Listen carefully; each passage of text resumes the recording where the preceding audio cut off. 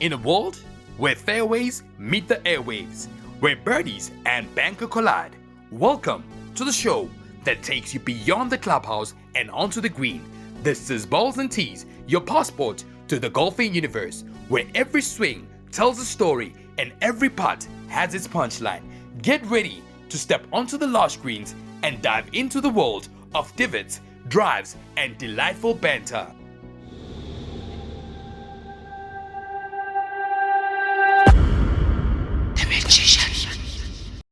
All right, ladies and gentlemen, welcome to another episode of the one and only Balls and Tees. This is Sunday afternoon, 3 o'clock. We're out here at On Call, Champagne Garden, and man, I have to say, what a lovely day. It is winter, but it's quite sunny outside.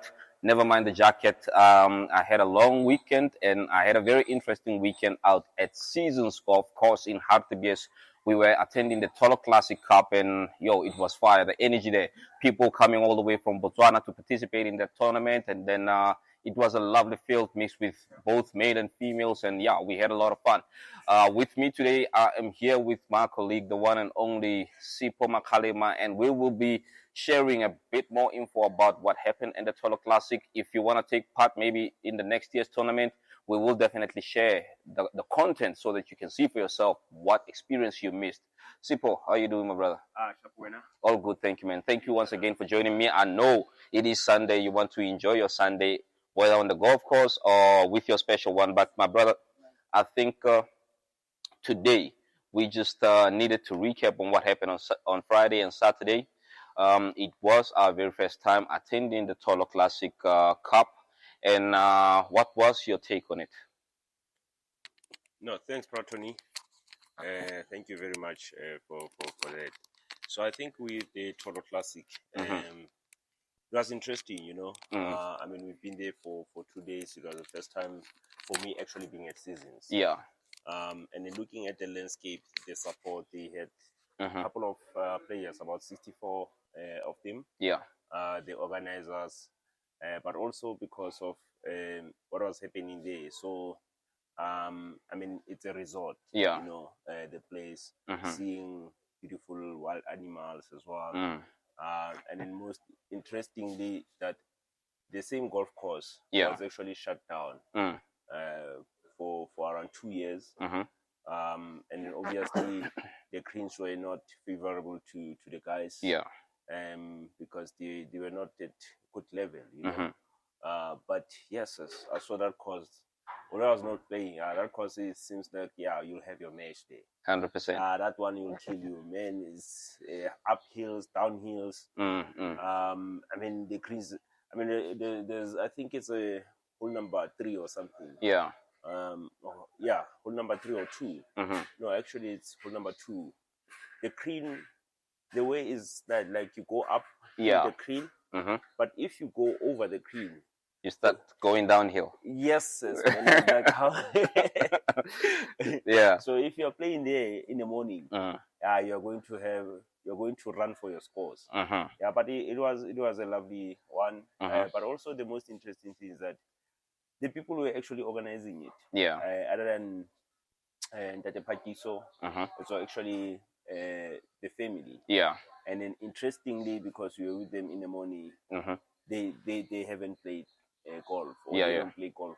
So that really tells you that golf is very accommodative. If people then give themselves time to understand, really golfers can manage themselves. So 100%. Golfers, what they're looking for, they're always looking for a good time.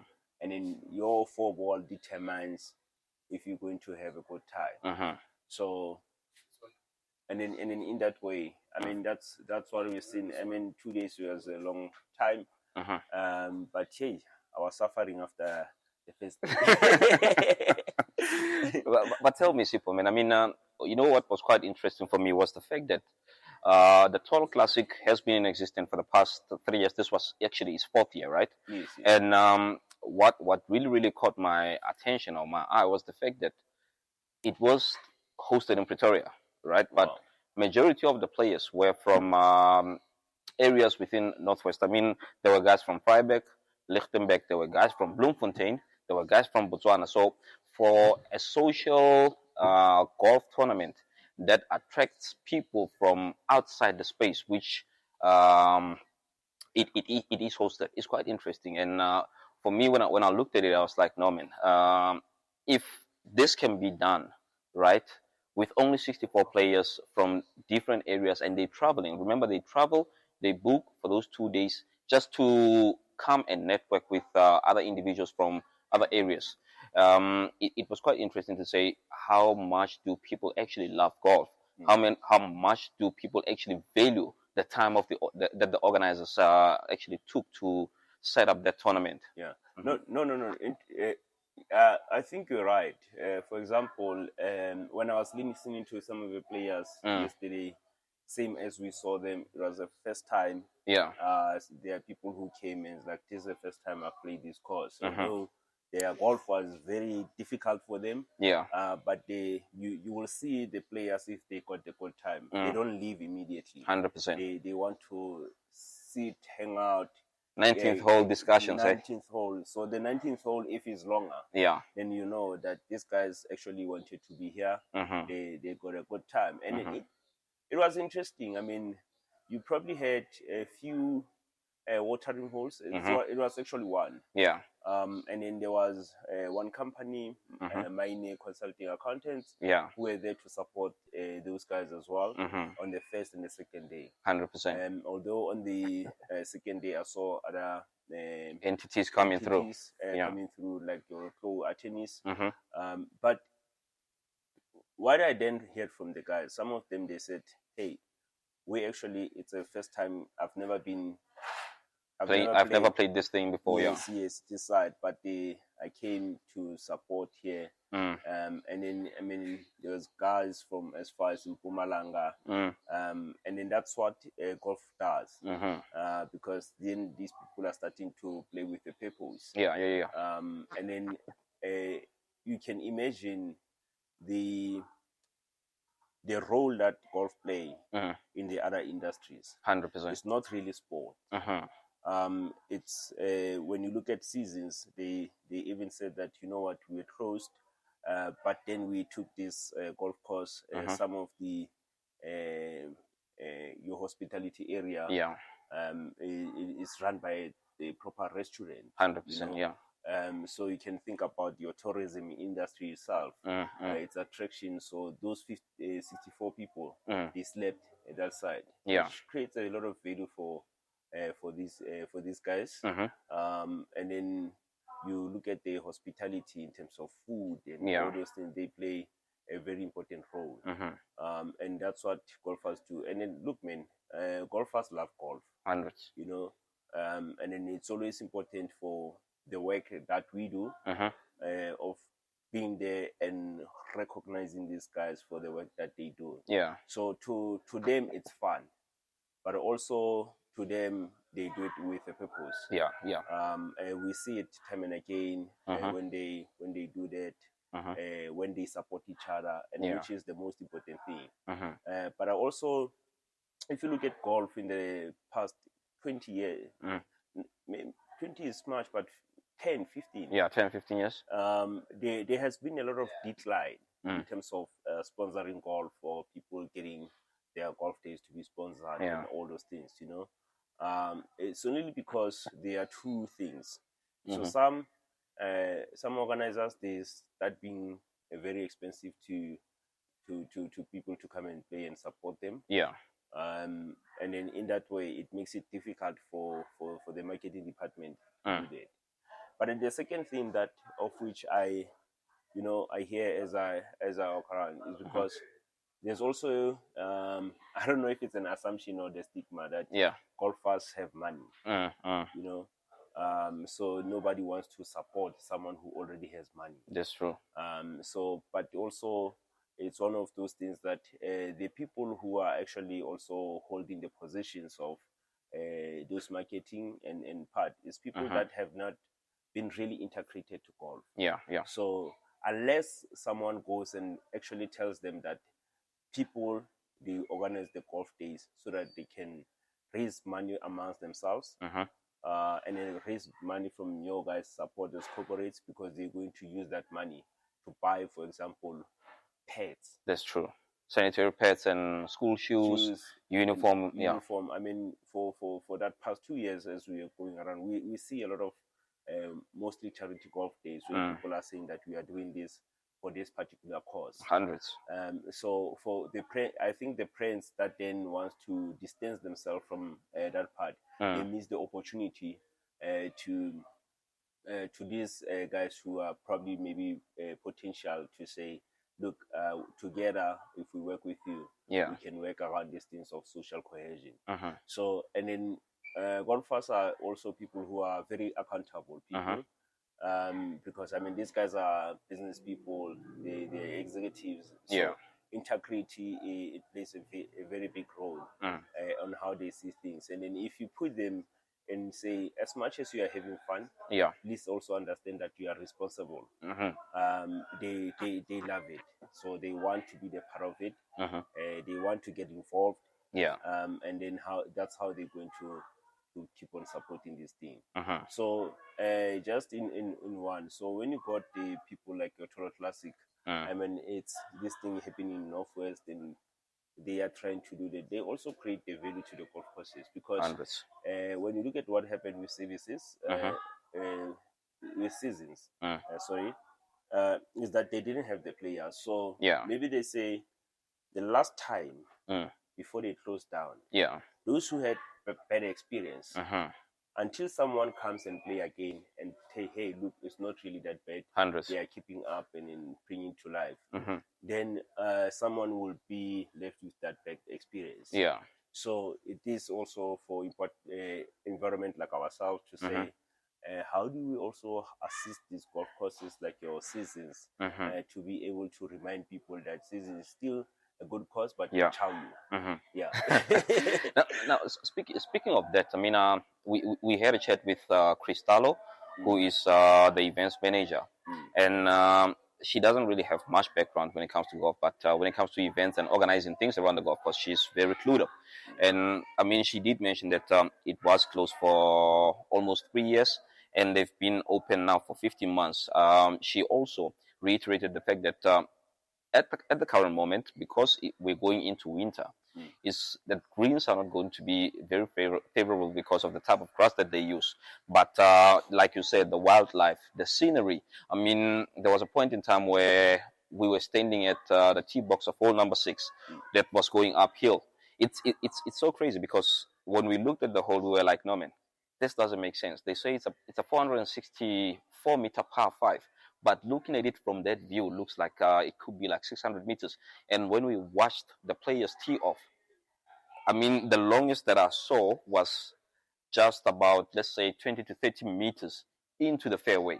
And I I had a chat with the individual afterwards, and he said to me, you know what, this thing is a strange thing, because when I looked at the hole, I said, okay, I'm going to smash this ball because I want to be on the green on my second shot. But due to the altitude and all external factors, he stayed on the fairway, but he only got onto the green with his 4th shot, right? So it's a very interesting layout of the course, and I have to say the wildlife there, it's incredible. It's incredible. No, it's amazing. But obviously, I mean, one of the other things that I picked up there is that that golf course punishes, you know. No, big time. But also you do get those part that if people then golf punishes them, they also find things to say, because I mean, they are the guys who won yesterday, they didn't win because they were playing in a different golf course. They won because everyone was playing that golf course, so it was challenging for everyone. But one thing that I like about golf, it's also golf speaks volumes. It tells you the truth. It will tell you that this man was in the golf course practicing. This one was not practicing. I mean, I played on Wednesday. He told me that, you know, you're not practicing. You see, regardless of how many years you've been playing. So it needs the time. You need to be in the right mind. You need to be there to enjoy. And then that's what these guys were there for. I mean, Friday and Saturday, they were really there to enjoy themselves. You know? And I mean, we saw some of the very interesting players from a distance. Power. So, Yes. A very interesting man who, I mean, we can imagine playing in on his four ball. I'm telling We you, are going to have an amazing day. the energy is so The contagious. energy, Yeah. Yeah, you know what I mean. So, and then I mean, for the golfers, exactly what they're looking forward to, especially the social golfers. Yeah. They want to be in that environment because that environment at the same time is also secluded. Yeah. So every shot that you are going to face, it's you and that shot. Forget about whoever is in your team Yeah. or whatever is happening around life.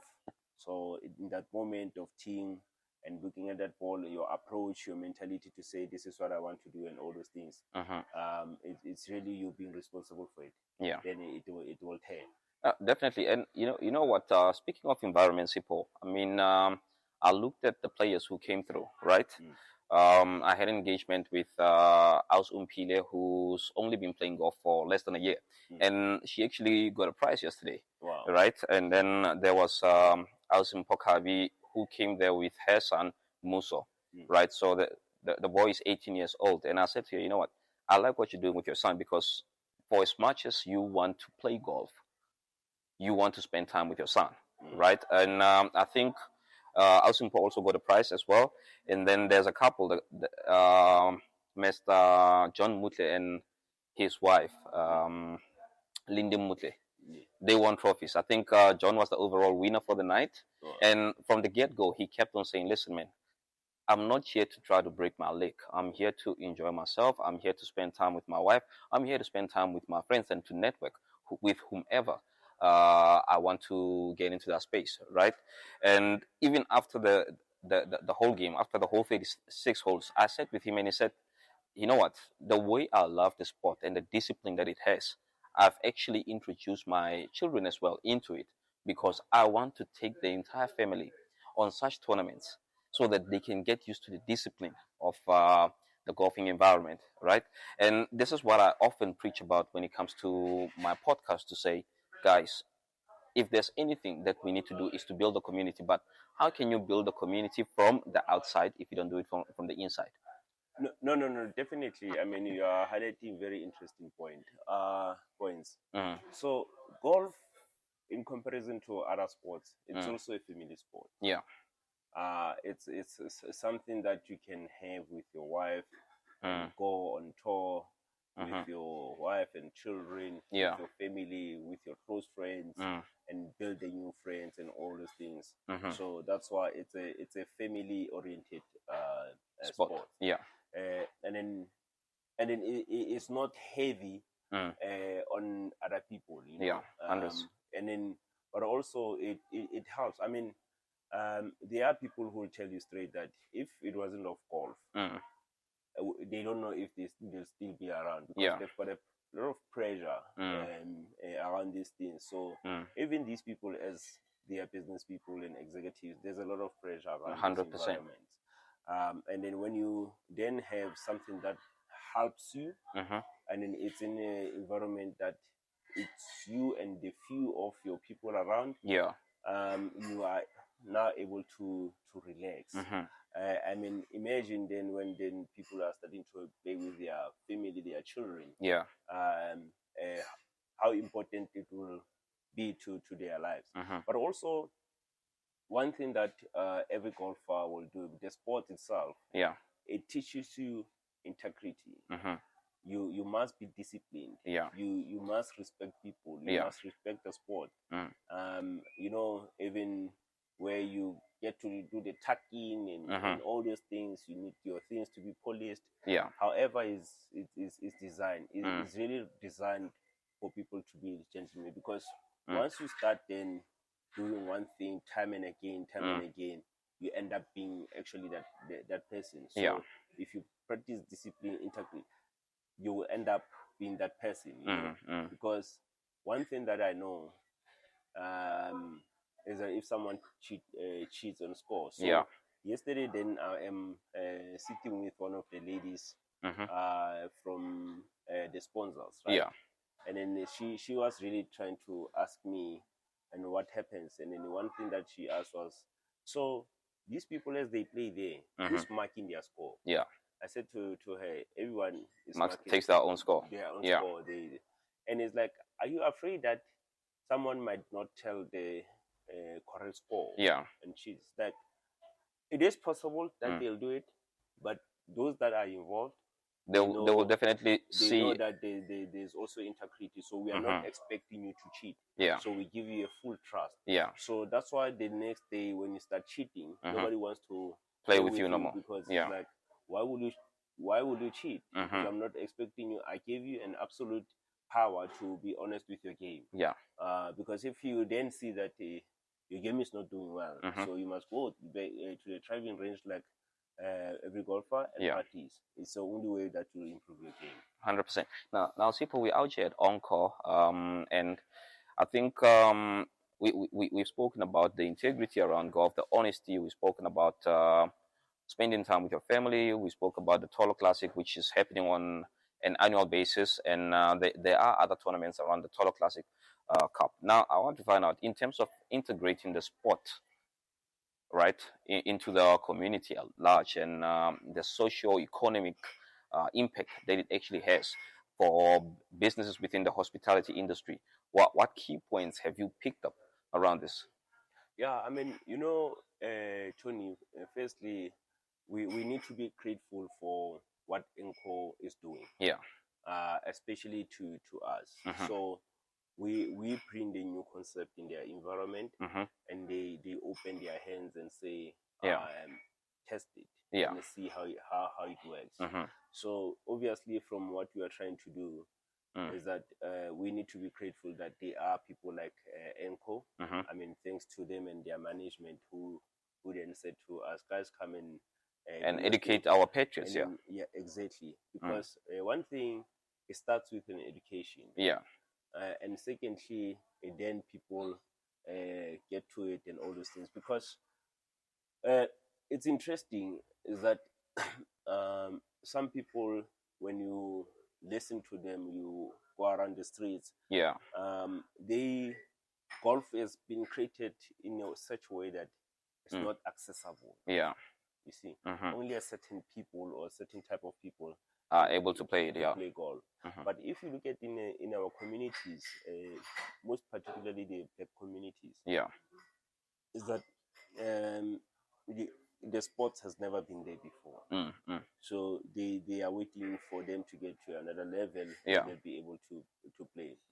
But golf, we've seen it being in a point that it also creates an opportunity for people. 100%. Because these are it's very tough to find an executive at the office for more than an hour. They're always on the go. They're always on the go. They're always in a rush. Yeah.